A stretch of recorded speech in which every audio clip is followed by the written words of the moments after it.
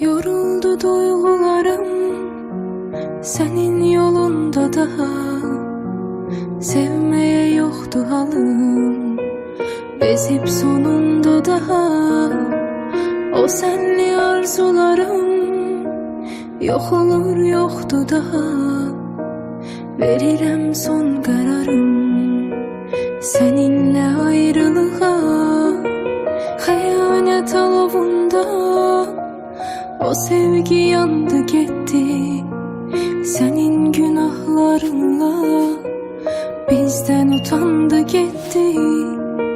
Unutarsan her şeyi, belki sevip yeniden sevişmemizin tadını alabilsen özgeden. Bu soyuk akşamlar senden soyuyor kalbim, ya da düşse de öten anlar seni yüreğimden sildim.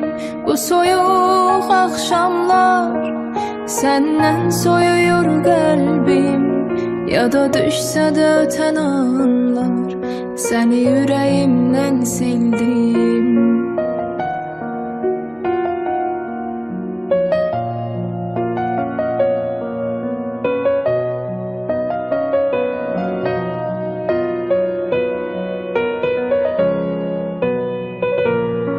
Sana bir daha dönmeyeceğim, bu gururuma söz verdim.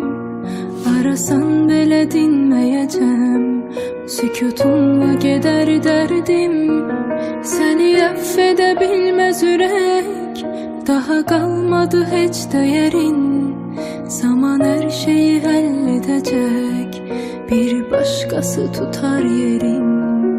Bu soyuk akşamlar senden soyuyor kalbim, ya da düşse de öten anlar seni